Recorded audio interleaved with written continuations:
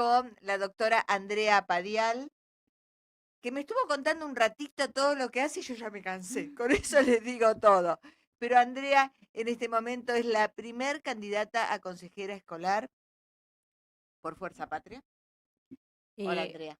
Hola, buen día a los vecinos, a los oyentes. Un placer, muchísimas gracias por la invitación, por brindarme la oportunidad de compartir este momento con ustedes y con la audiencia.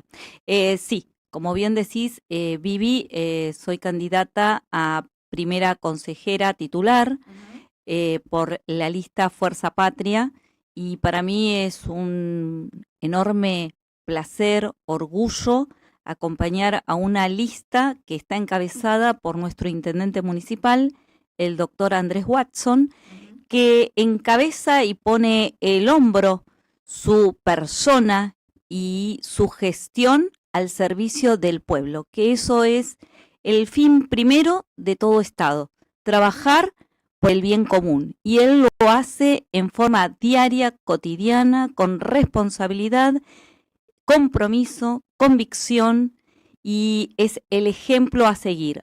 Lo acompaño y acompaño al resto de los compañeros muy gratamente. Vos sabés que está cuestionado todos los intendentes que encabezan las listas, más que nada acá en la tercera, porque sabemos que son testimoniales. Andrés, Juan José Musi, o sea, van como candidatos encabezando listas, pero no van a asumir, no van a ser concejales. Eso es cuestionado. Pero no es una forma de demostrar detrás de quién está todo el equipo que integra las listas. Es una forma de decir, soy yo, esta es mi gestión, me hago responsable, me la pongo al hombro a esta campaña, que esta elección será bisagra, Ujú. será fundamental para que las bancas en nuestro Consejo Deliberante, en la legislatura de la provincia, sean ocupadas por compañeros militantes que abracen las ideas de la justicia social tan olvidada, relegada por las políticas que lleva adelante el gobierno de Javier Milei.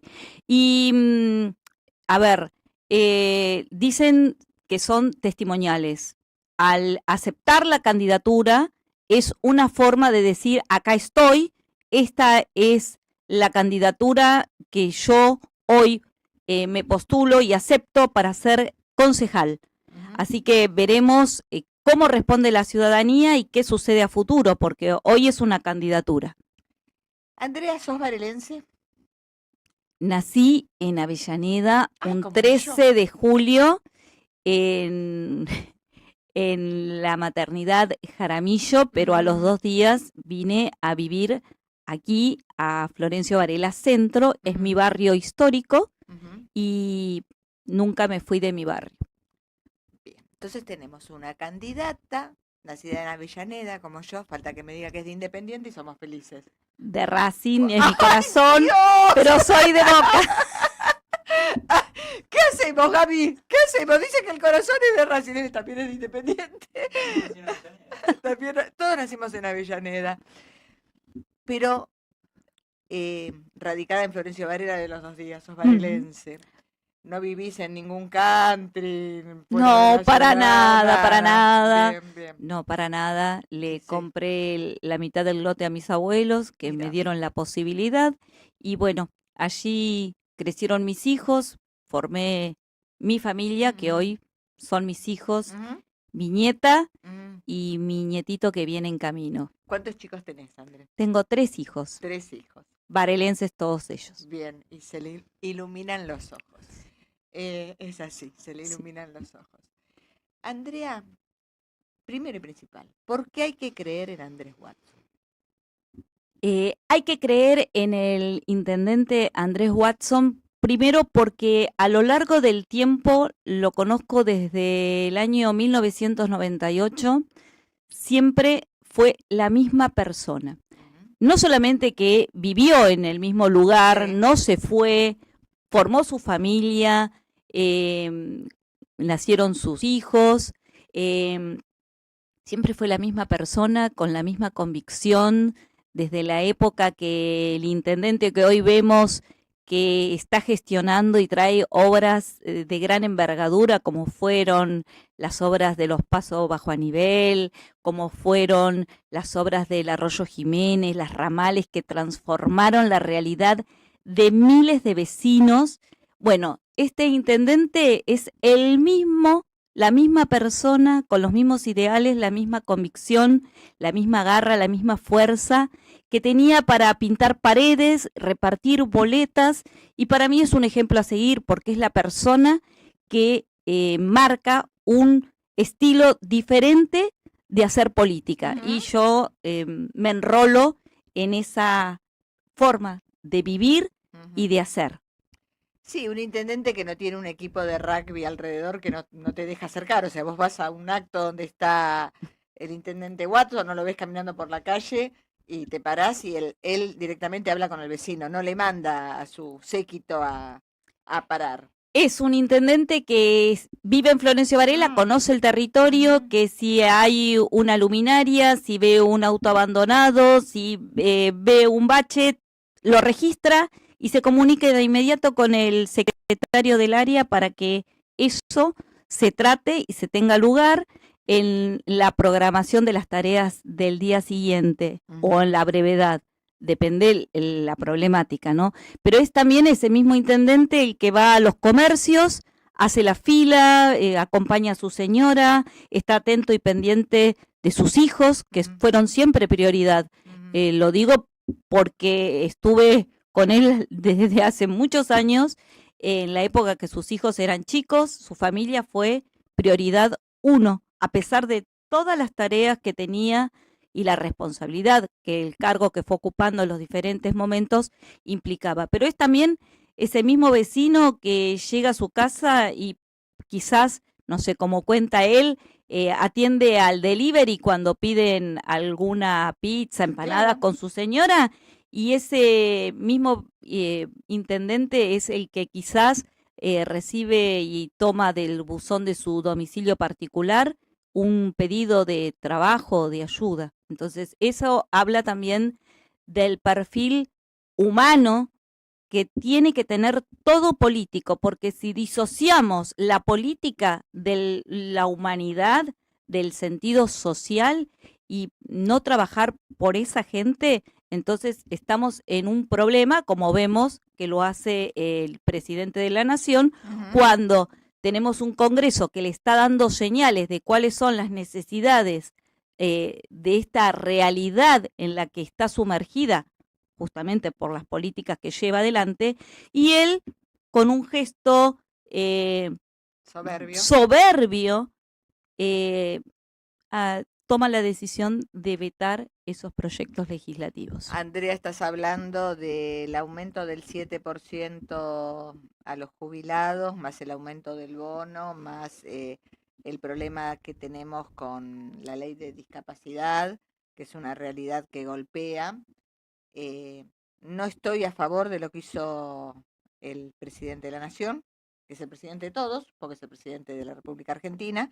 Tampoco estuve de acuerdo cuando Cristina vetó el 82% móvil. O sea, yo creo que las cosas cuando no las hacen bien, no las hace bien. Exacto, es así. ¿Qué puesto ocupás hoy en día en el municipio?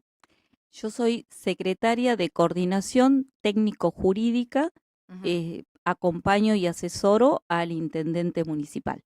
Bien, pero aparte de eso, la señora es docente. Me estuvo contando un rato y ya me cansé, así les digo. Y habla de la docencia con un fervor, con un amor, con una pasión, que eso es lo que no se abandona, ¿no? Eso es lo que no se abandona y no se resigna. El otro día estuve en el evento BICOM que se hizo en el espacio de veteranos de guerra. Muchísimos jóvenes. Y bueno, allí tuve oportunidad de comentarles con algunas personas que quizás no conocen mis orígenes, ¿no? Yo estudié en la escuela número 1, el intendente también estudió en la misma escuela. Es una escuela tradicional del distrito que queremos todos. Mirá si será tradicional que el primer candidato a concejal de los libertarios, también estudió en la escuela número 1, fue alumno de la mamá del intendente Watson. El candidato a diputado nacional por los libertarios también estudió en la escuela número 1. Es una escuela donde pasaron todos, me parece. ¿Viste? Salieron para un lado y salieron para el otro. Sí, sí, sí. Bueno, mi papá, les contaba, era una persona independiente que si no trabajaba no tenía el sustento diario, ¿no? Y en la época que estaba para iniciar la secundaria, yo me había anotado porque yo quería estudiar abogacía, ya desde muy chica, por un inconveniente que tuvieron unos abuelos maternos, que fue la primera vez que yo escuché la palabra abogado. Y yo tenía 7 años y a partir de ahí siempre quise estudiar abogacía. Pero el tema es que mis compañeros se preparaban, iban a profesores para prepararse para el examen, porque en ese entonces se estudiaba y con examen de ingreso ingresabas al secundario. Y resulta que me preguntaban, ¿vos a qué profesor? Mi papá no tenía plata para mandarme a ningún profesor privado ni para que me preparen. Yo fui con lo que me dio la escuela primaria. La escuela primaria estatal. De gestión estatal. Sí, señora. Sí. Y bueno, rendí el examen y no, habían publicado las listas el lunes a la mañana, a las 8 de la mañana, publicaban las listas y vino un tío allá por las 3 de la tarde a mi casa, me dice, ¿y cómo te fue? Y le digo, no sé. ¿Cómo? Me dice, ¿no fuiste? No. La agarró a mi abuela y fue a ver el listado que estaba publicado. Sí. Y cuando viene, le digo, díganme que entré. Me dice, sí que entraste y sos el primer puntaje y después de vos entró el resto.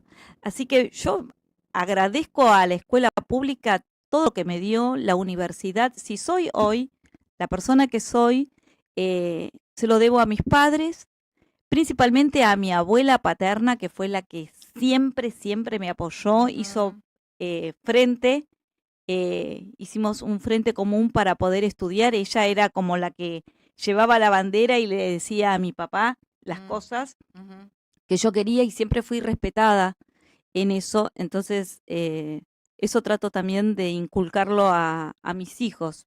Marcarles el camino, hacerles ver el criterio, pero siempre acompañarlos en sus decisiones. En sus decisiones, exacto. Siempre. Sí. Siempre. Quiero que sean personas de bien, más allá de un título, porque el título no hace a la persona, la Vivi, sino los valores. Ni lo de afuera, es la cáscara. Exactamente. Podés tener mucha estética, mucha... pero eso es frivolidad. Ropa de marca, esto, aquello, lo otro, bajarte del auto más caro. Eso es frivolidad pura, y la frivolidad no te lleva a ningún puerto bueno. Los valores son los que se destacan y son los que permanecen y deben permanecer en forma inalterable, más allá de los distintos rumbos que tome la persona, ¿no? Los distintos espacios en los que habite y transite. Andrea, como candidata a consejera escolar, sabés que el consejo escolar y hubo todo un lío por la escuela 501, en el comedor, hubo un auxiliar que denunció. No va a ser la primera vez que en Florencio Varela tenemos un ruido por los alimentos destinados a los chicos. Estamos hablando de los pibes y eso a mí me enfurece. Y te vas, porque sé que vas a ingresar, como consejera escolar. ¿Qué va a pasar si vos de repente ves que las cosas, en vez de ir donde tienen que ir, que es para los pibes que les pica la panza de hambre, se dibujan? En primer lugar, Vivi, quiero decirle a la audiencia, a los varelenses, te lo digo a vos, como lo digo siempre, asumo estar en esta lista y acompañar a nuestro intendente Andrés Watson con la máxima convicción y compromiso, pero también, Vivi, con la máxima responsabilidad política, porque es un cargo político, es un cargo provincial que está devenido de la Constitución de la provincia de Buenos Aires, con la máxima responsabilidad política y legal. Yo si algo llevo de la municipalidad de Florencio Varela, de mi oficina, al Consejo Escolar, será la ley, principalmente la ley orgánica, que es para mí, yo le digo, como decimos, el diccionario en la primaria, bueno, para mí es la herramienta, las primeras letras de esas que uno tiene que aferrarse, aprenderlas bien y aplicarlas bien. Bueno, con esa intención y esa convicción, yo traslado mi persona, mi conocimiento y mi responsabilidad a un espacio que será nuevo, será un desafío, pero lo asumo con la mayor responsabilidad. Y de mí, si llegaría, primero que trataría de que esa situación no tenga lugar, porque no corresponde. No corresponde. No. Esto es así. Porque esas cosas duelen. Duelen y nosotros estamos trabajando justamente. La educación para mí, vos decís, ¿por qué la vocación y todo, la pasión? Bueno, porque justamente para mí la educación fue una herramienta de transformación y de crecimiento, desarrollo personal, que abrazo y trato de honrarla con más educación y trabajo, con más conocimiento. Yo, Vivi, es algo que no te lo dije, pero sigo estudiando siempre. Este año terminé una diplomatura en gestión jurídica municipal que hizo la Asesoría General de Gobierno. Hace poco terminé otra diplomatura que hizo la Jefatura de Gabinete. Siempre estoy estudiando. ¿Por qué? Porque el derecho es una herramienta, es una regla que va estableciendo parámetros, recaudos en la sociedad, pero la sigue a la sociedad. La sociedad no es estática, siempre se va transformando. Si me hubiera quedado con lo que estudié en la época que estudié en mi facultad, hoy no podría ejercer, Vivi. No. Porque el derecho cambió. Exacto. Y de hecho tuvimos una ley base que nos movió el piso en algunos aspectos, en la mayoría, los ha movido para desestabilizar el mundo que teníamos. Pero también tenemos que saber que nosotros, con nuestro conocimiento, podemos aportar a que lo que estuvo bien en un momento continúe en ese sentido y lo que estaba mal sea modificado. Puede ser todo puesto en cuestionamiento, puede ser cuestionado, pero para mejor, no para establecer formas o pautas de conducta que sean motivos de desestabilización general, que sea solamente tenido ese cambio en cuenta un grupo minúsculo de la población. Claro. Pueden cambiar las leyes, pueden cambiar los principios, pero la dignidad de las personas no tiene que cambiar. Uno tiene que ser digno y tener sus principios. Tal cual. Coincido plenamente. Y luchar por eso. Y ir con esa bandera adelante. Andrea, ¿qué te duele? Y, a ver, te lo voy a contestar como profesional del derecho, desde el aspecto jurídico, ¿sí? Me duele que los derechos que han sido conquistados y que han tenido para su, vamos a decir, sanción y su reconocimiento, años de lucha, personas que han quedado en el camino, personas que han luchado, que han dado todo de sí por una sociedad más justa, más igualitaria, más inclusiva.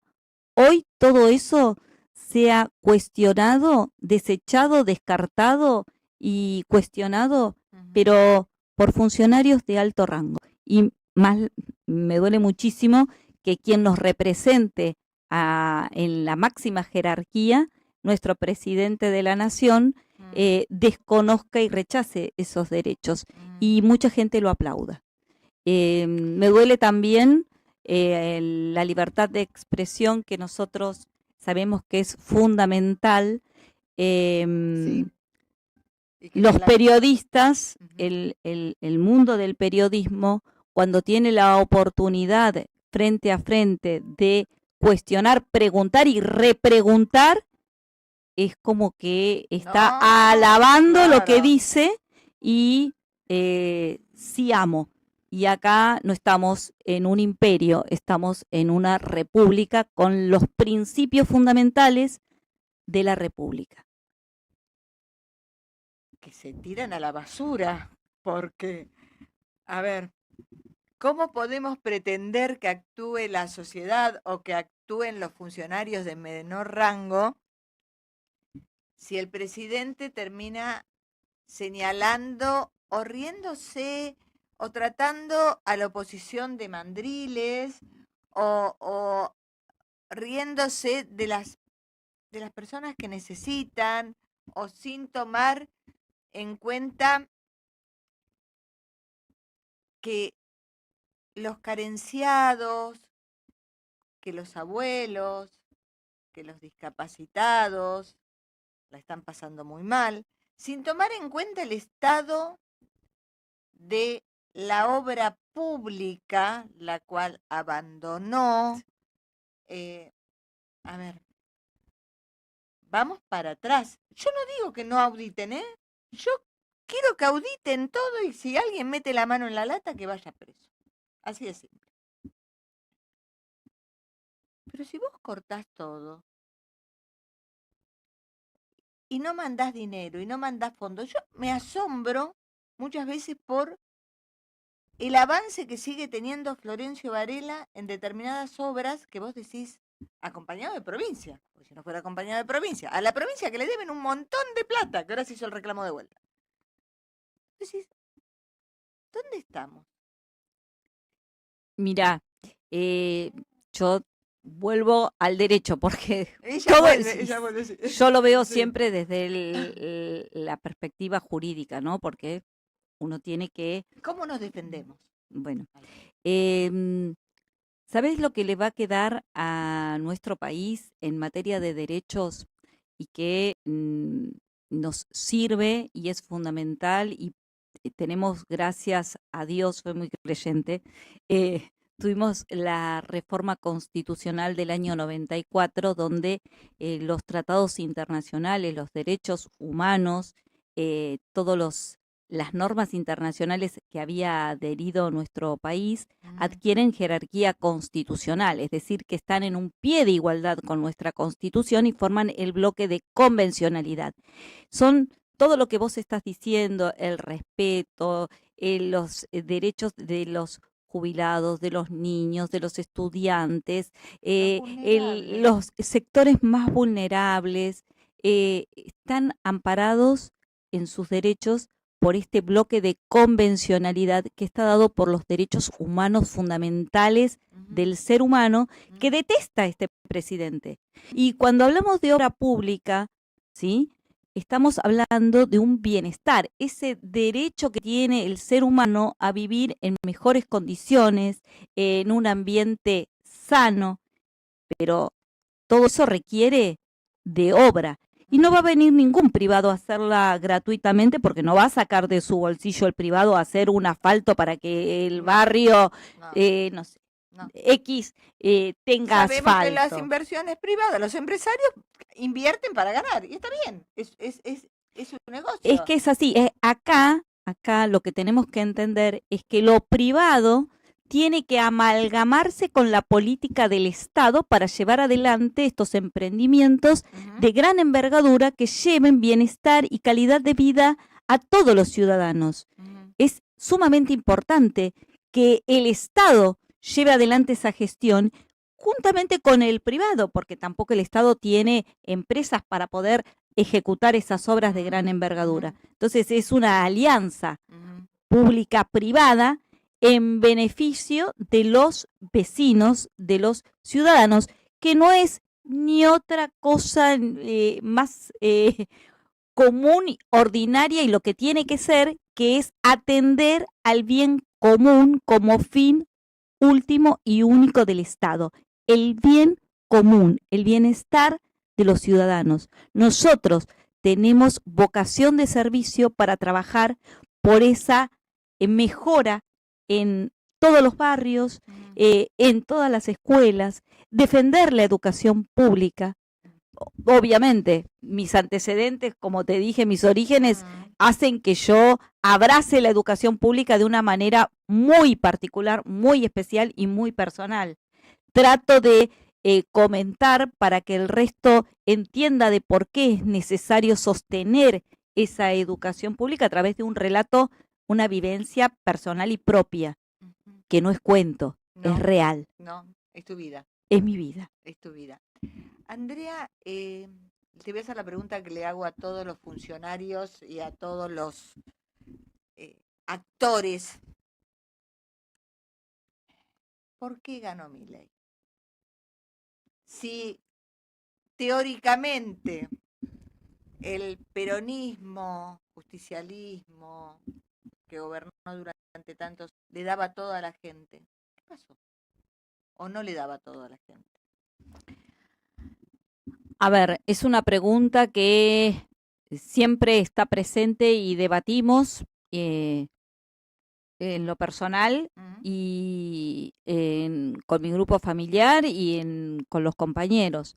Hubo un aspecto que evidentemente no fue satisfecho, quizás errores conductuales que advierte la ciudadanía en esos políticos que los elige para que los representen y evidentemente no responden, no tienen ese perfil, vamos a decir, en ese perfil pongo todos los condimentos, ¿no? Desde la ética, el trabajo, la responsabilidad, la convicción, la decisión oportuna cuando hay que tomar decisiones y quizás todo eso lleva a un desencanto de ese grupo que lo eligió y ante la aparición de un personaje que irrumpe en la política con una forma de hacer política disruptiva, desconocida, bueno, el electorado ante lo que conoció y eligió y no le llegó a satisfacer esas expectativas puestas, aparece un sujeto que es outsider de la política y lo elige porque dice, total, a ver, lo elegí lo conocido, lo que creí que era, lo que entendí que me iba a dar, que me iba a hacer y no lo hizo, bueno, elijo. Ahora fíjate que en la provincia de Buenos Aires el electorado volvió a elegir a lo conocido porque el gobernador satisfizo a esas personas la expectativa que tenía del crecimiento, de lo que entiende que es que, a ver, la ciudadanía quiere estar mejor con el bolsillo, quiere estar mejor en su barrio, tener una posibilidad quizás de una recreación, de darles un gusto a sus hijos o a sí mismo, ¿por qué no? Sí, no es pecado. No es pecado, claro. No es pecado, forma parte de la vida misma. Exacto. Y entiende el electorado también que hay políticas que hacen a la provincia de Buenos Aires y hay políticas que son macro que las lleva adelante el gobierno nacional. Y la economía no la va a definir un gobernador, la va a definir un presidente. El gobernador va a trabajar para que en su provincia haya trabajo, pero hay una política que también le está marcando y lo está poniendo en jaque a un gobernador que quiere crecer. Sabemos que la provincia de Buenos Aires es el corazón productivo de nuestro país. Sin embargo, las políticas que lleva adelante el gobierno nacional van en detrimento y se contraponen con las ideas y la naturaleza misma de la provincia de Buenos Aires. Si a vos te cortan la canilla y no tenés agua, no podés regar. Exactamente. Sí. Pero, a su vez, por el otro lado, que de Axel, porque mirá que lo han investigado, lo han investigado. No pueden decir nada, pero tenemos casos como el de Chocolate, tenemos casos como el de Insaurralde, o sea, que vos decís, igual por el caso de Chocolate te digo, ni el oficialismo ni la oposición quiso buscar mucho, ¿eh?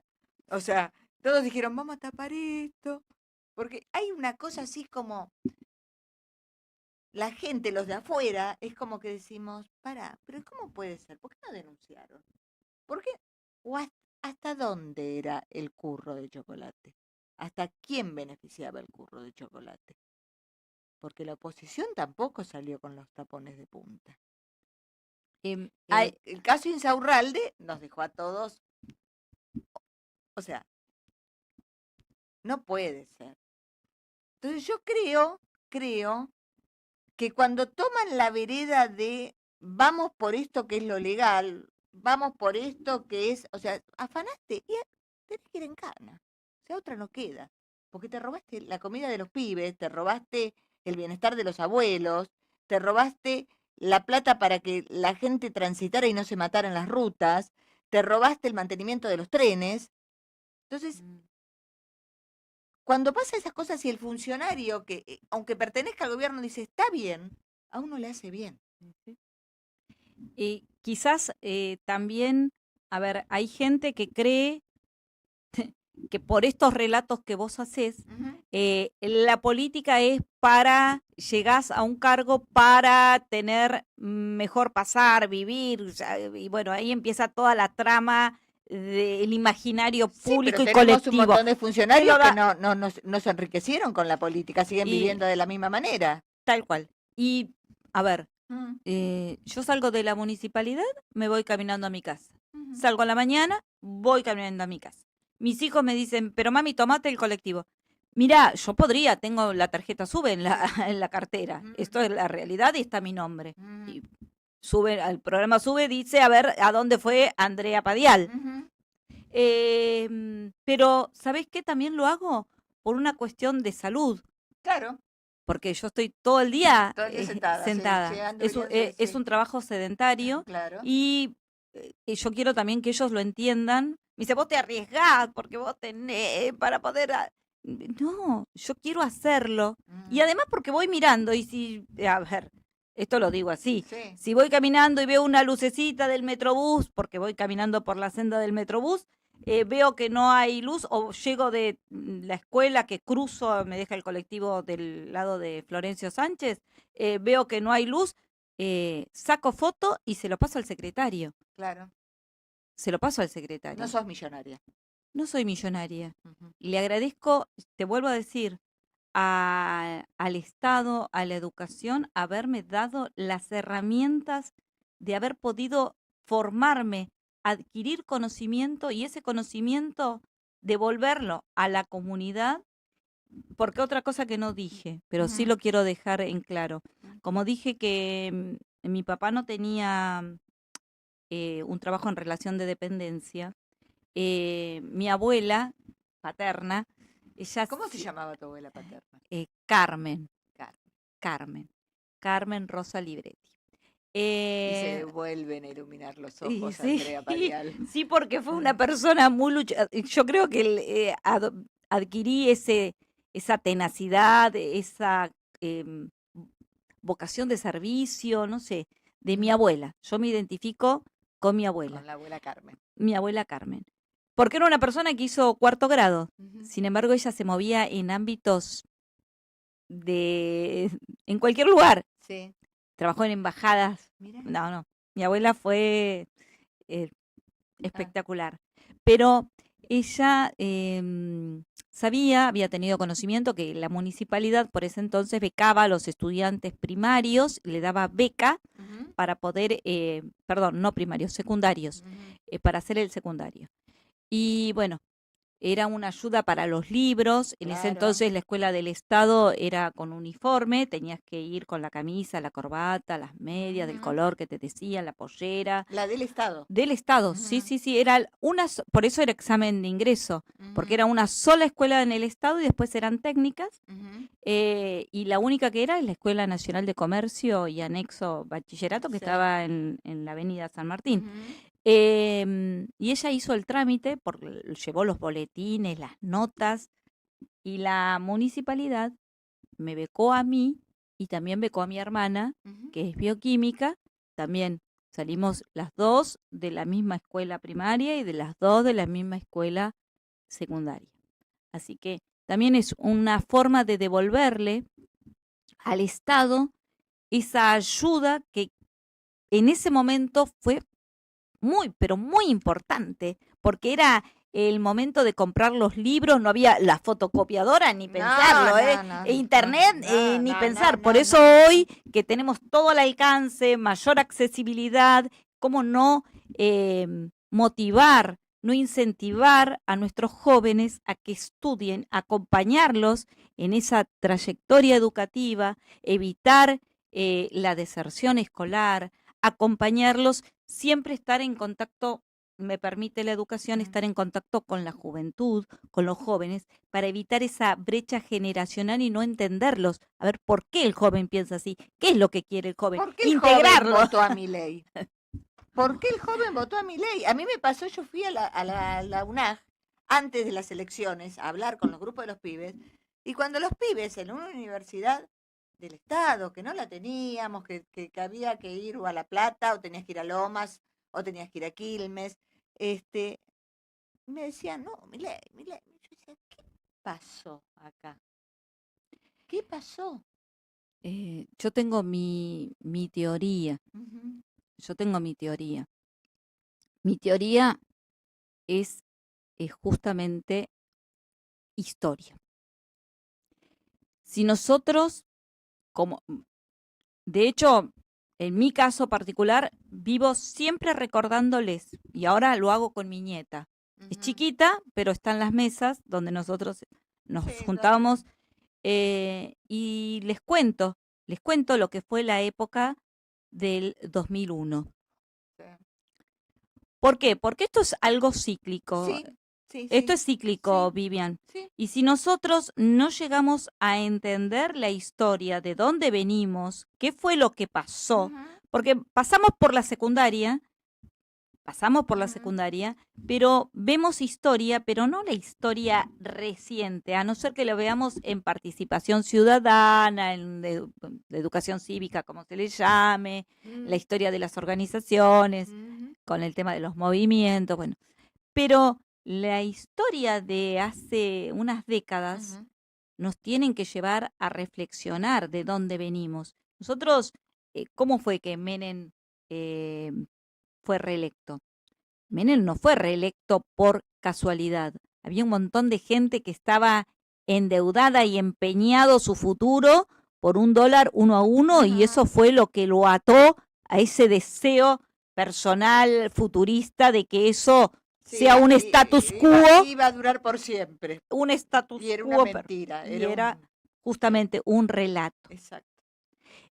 Todo lo que sucedió después, el tema de los patacones, el tema de tener que ir a los cajeros y hacer filas enormes con patacones A, patacones B, si ibas para una provincia no te lo aceptaban, los trueques. El que depositó dólares va a tener dólares, minga. Y perdieron todo.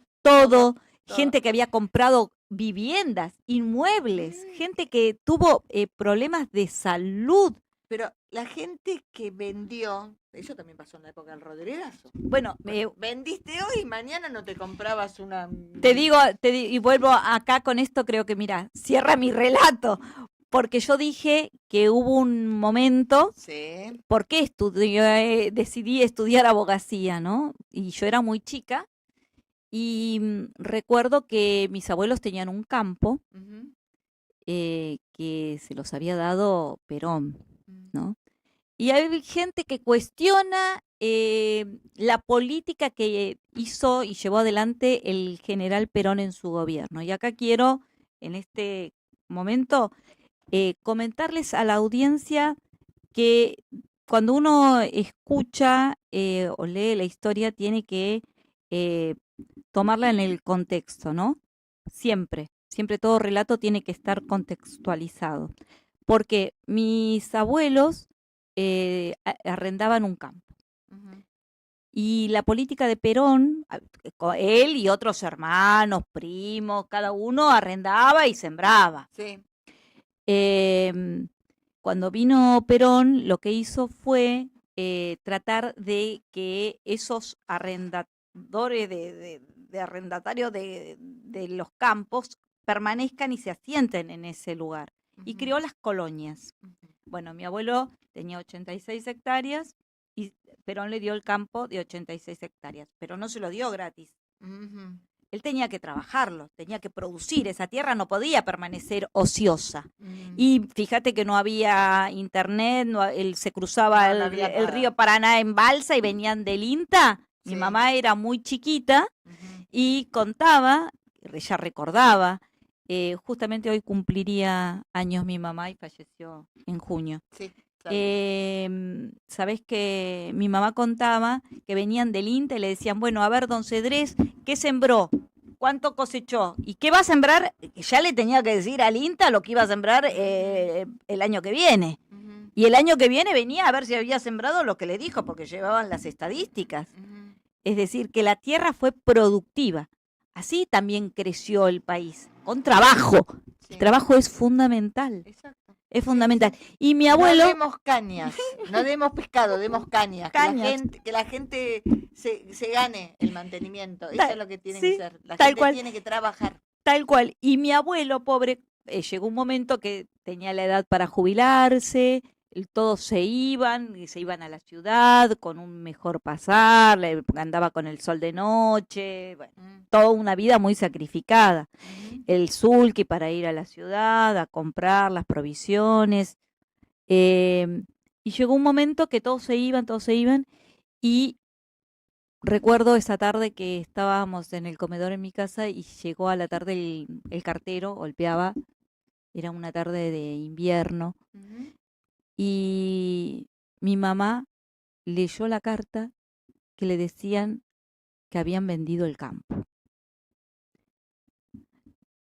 A pagar en 3 años, y mi papá no lo podía creer, fue a ver a un abogado aquí en Varela, que bueno, en aquellos años era muy conocido, buscó una persona para que le diera la plata para devolverle. Ujú. Bueno, ya se fue todo organizado con el abogado para allá. Cuando llegaron a Gualeguaychú, mi abuelo le dice, no, hijo, dice, yo ya di mi palabra, Palabra. la palabra La palabra. que di y vendí el campo. Bueno, mi abuelo de un campo de 86 hectáreas terminó en una casa, en una esquina que salías y tenías a 10 metros el paredón Pero con el otro él vecino. decidió vender. Pero él, Porque no tenía cómo mantener la producción del campo. Había quedado solo. tal cual, no, él directamente vendió y Sí. se pudo comprar con lo que le dieron Sí. en En ese momento esa casita. Sí. Esa casita.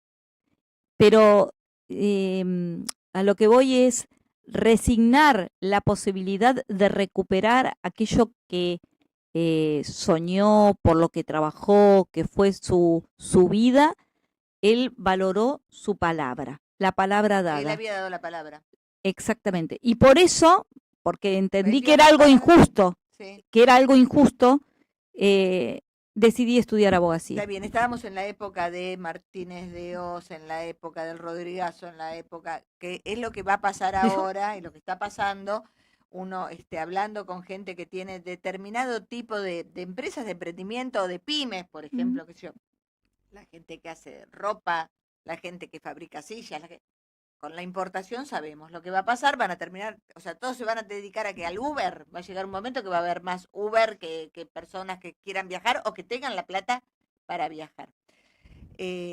La época viene muy jodida, Pero muy brava. vuelvo a lo que te estaba diciendo, Vivi. Es la historia. Vuelvo a la época de Menem, que se aferró la gente lo religió aferrándose a esa paridad 1 a 1 porque tenía el futuro Sí, sí. muy comprometido. Y todo lo que vino después, ¿no? Entonces, el ir a los cajeros a sacar los patacones, a pagar los servicios Edesur, tenías que justificar que cobrabas con patacones, porque si no, tenías que pagar en pesos, no querían al principio los patacones. No. Fue muy una resistencia social al uso del patacón hasta que después se entendió y se incorporó a la vida en forma ordinaria. Yo recuerdo perfectamente pagar en pesos que te quisieran devolver patacones y vos decías, no, ¿qué es esto? Papelito pintado. Es así. O sea, la pasamos, esto ya lo pasamos, ya lo vivimos. Pero es un círculo y el por qué lo quiero hacer y decir que Sí. como un círculo. La clase media es una clase que no quiere ser clase baja y se identifica con la clase alta. Entonces, cuando tiene la posibilidad que adquiere un cierto estatus, ciertos beneficios, cierto nivel, se identifica con ellos, yo no quiero ser como los de abajo, y bueno, vota a la clase, a la ideología de derecha, ¿sí? Eh, y después, cuando ve que es castigado, porque nunca va a ser No. esa clase alta, que la derecha va a gobernar y va a dar políticas que contemplen a los sectores minúsculos, a los sectores concentrados, hegemónicos del poder económico, bueno, caen y ven que van cayendo, entonces se aferran a una idea de decir, a ver, dame la posibilidad de sostenerme y quedarme acá como clase media con los beneficios sin llegar a la clase baja. Pero la clase media, cuando te desaparece la industria, te desaparecen las empresas, te desaparece, o sea, desaparece la clase media. ¿Y sí? Los que somos de clase media somos los que trabajamos, los que ponemos el hombro, los que pagamos impuestos, los que trabajamos de forma independiente o en relación de dependencia, pero si desaparece, no vamos a únicamente que nos ganemos el 15 y 6 como para llegar para arriba, pero no. Es que los precios de esa producción no resultan competitivos ante la apertura de importaciones, no podemos No podés, competir. no Y podés. los servicios que se incrementan, a ver, electricidad, gas, la parte de comunicaciones y Combustible. combustible. A ver, Hoy aumentó de vuelta. Combustible. Sí.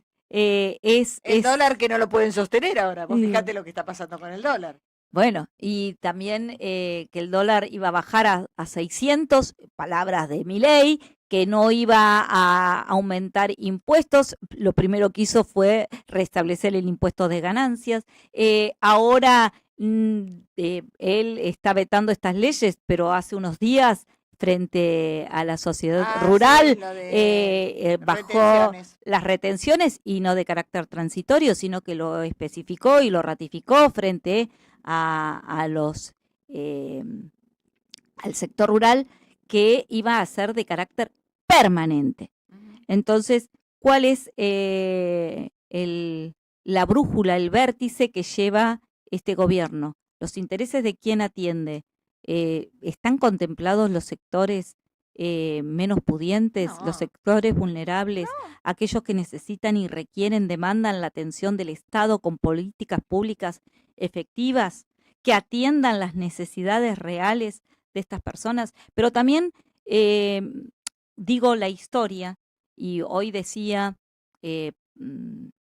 la época del 2001 y te remonté allá por la época del Rodrigazo con la política de Celestino Rodrigo. Digo, ¿cuál es la sociedad? ¿Dónde estamos nosotros como sociedad? Porque esta sociedad que hoy ve, ignora y descree de estos médicos que reclaman por salarios en un hospital público de excelencia que atiende problemáticas de salud de alta complejidad, que es un hospital modelo, que es el Hospital Garrahan, por ejemplo, porque hay otros, pero tomo el Garrahan como modelo. Esos médicos, hoy la sociedad es como que les da la espalda. Y hace 5 años veíamos que todos en pandemia a las 9 de la noche salíamos a aplaudir a los balcones y estábamos contemplando esa solidaridad, esa empatía, ese agradecimiento y reconocimiento a la labor de los médicos. ¿Y hoy qué hacemos? La sociedad está integrada también por personas que son jorobadas. Porque también recuerdo en época de pandemia que aplaudían a los médicos, pero si el médico vivía en el edificio, no lo querían en el edificio porque pensaban que iban a traer... O sea, tenemos una sociedad complicada. Lo de hoy en día del Garrahan, como lo de muchos hospitales, recuerdo también en la época de Macri, 2018, que fuimos a abrazar el hospital El Cruce. Cuando te dicen que que el Estado se tiene que dedicar a salud, defensa y educación, primero. Después mantenerme todo lo demás. Pero yo necesito una salud igual para la persona que vive en los tronquitos, en calle de tierra, que tiene que hacer maravillas para entrar, como la persona que vive en el centro de Varela o que vive en Puerto Madero. Yo quiero la misma salud. Quiero eso. Sí, ya sé, es una utopía.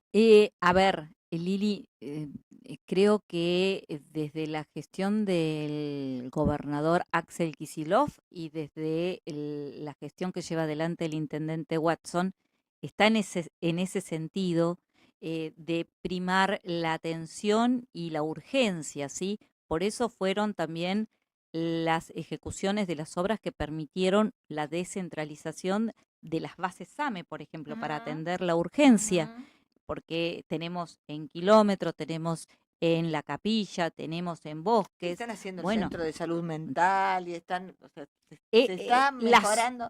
Pero yo te digo a nivel nación, yo quiero eso. No puede ser que, a ver, ¿sabés cómo me siento? Que hay un grupo selecto que nos gobierna, que somos los negritos de Varela, que no, pero siento eso, o sea, que como que tenemos ciudadanos de primera, ciudadanos de segunda, ciudadanos de tercera, ciudadanos de cuarta. Sí. Y bueno, remontémonos a la historia, porque, a ver, tenemos zona norte y zona sur, ¿no? La época de la fiebre amarilla marcó un antes y un después. Todas esas casonas de Buenos Aires, sí, el centro, los de mayor poder adquisitivo, fueron y se establecieron en lo que hoy es la zona pudiente del conurbano norte, San Isidro, Vicente López, la zona de lo que es Tigre, sí, Pilar, se fueron estableciendo al norte. ¿Y quiénes vinieron para el lado sur? Los que tenían menos poder adquisitivo. De hecho, nuestro pueblo guarda cierta relación con esa época en la fundación y en el crecimiento del pueblo de San Juan. Pero ellos no se dieron cuenta que Varela era uno de los lugares más altos de la zona, ¿no?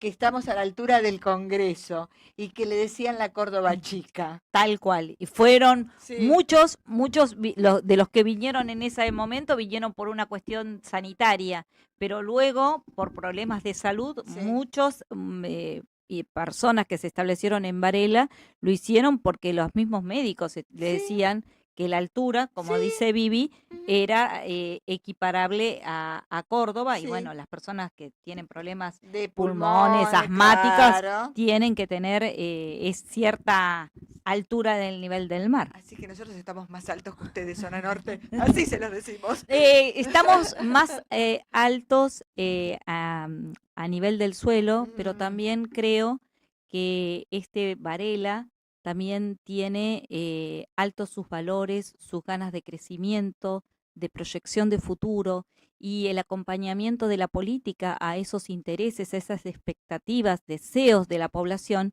es fundamental, es fundamental. ¿Sabés qué pasa, Andrea? Cambió la gestión. No tenemos la misma gestión que teníamos antes con Andrés Watson encabezando. Y eso lo digo yo y me hago cargo.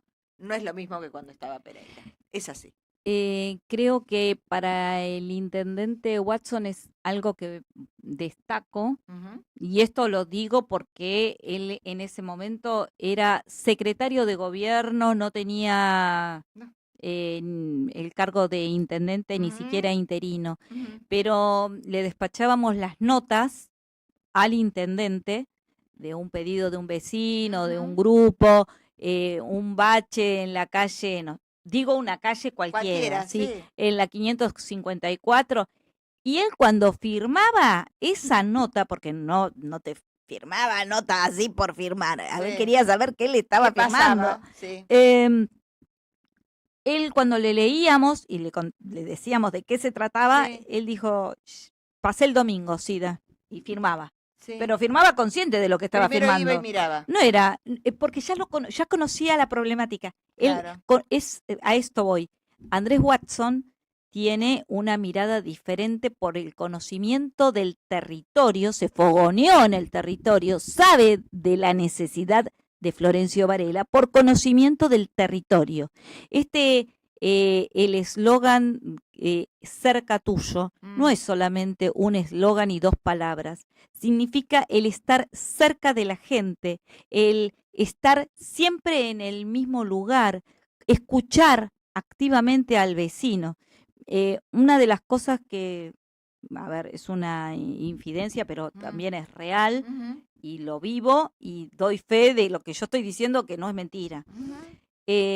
Por ahí es un intendente que trabaja hasta altas horas de la noche en su despacho, y doy fe, porque también mis hijos me cuestionan que voy sola caminando por la noche en la avenida, es por algo.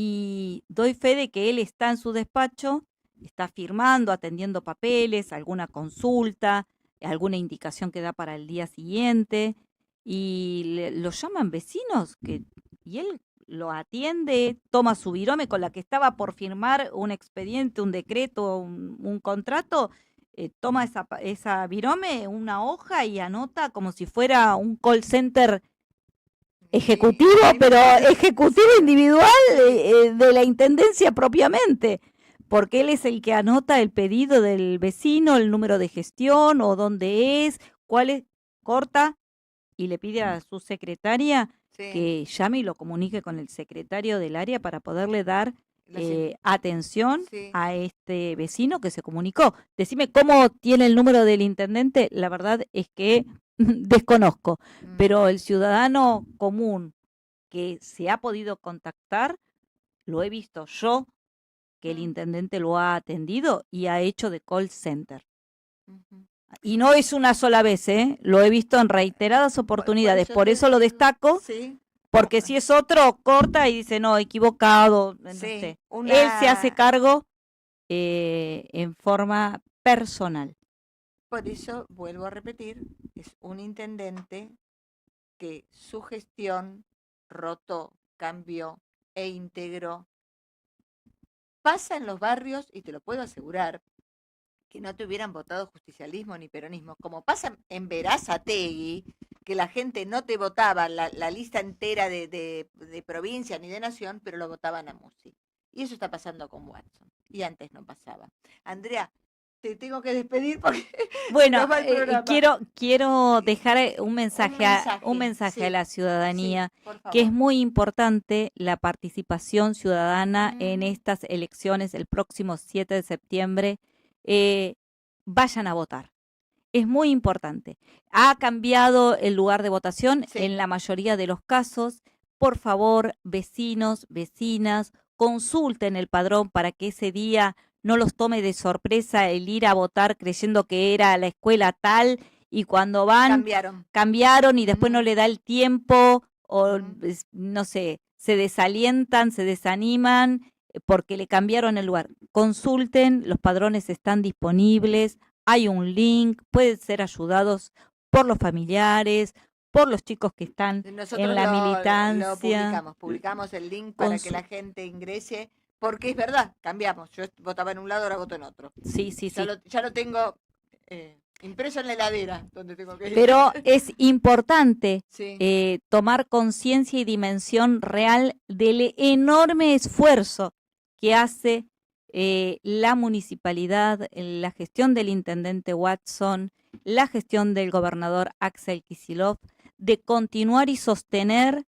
esas mejoras en los distintos barrios. Y en esto, vecinos, vecinas, me gustaría apelar a la empatía y a la solidaridad, porque el que ya tuvo su obra tan esperada como, por ejemplo, el Arroyo Jiménez, bueno, démosle la posibilidad con nuestro voto, nuestro apoyo a esta gestión que entiende que la obra pública es necesaria para llevar la calidad y la mejora a los barrios, así como ustedes tuvieron esa mejora, que la puedan tener otros vecinos que aún tienen la esperanza, que aún esperan un Varela mejor, porque por eso se trabaja todos los días. Lo importante es avanzar, que esa mejora llegue a todo Florencio Varela. Por eso confío y los convoco a votar el 7 de septiembre a Fuerza Patria, que van a estar representadas todas las esperanzas, los derechos principalmente de cada uno de ustedes en una banca en el Consejo Deliberante y en la legislatura de la provincia de Buenos Aires. Fue Andrea Padial.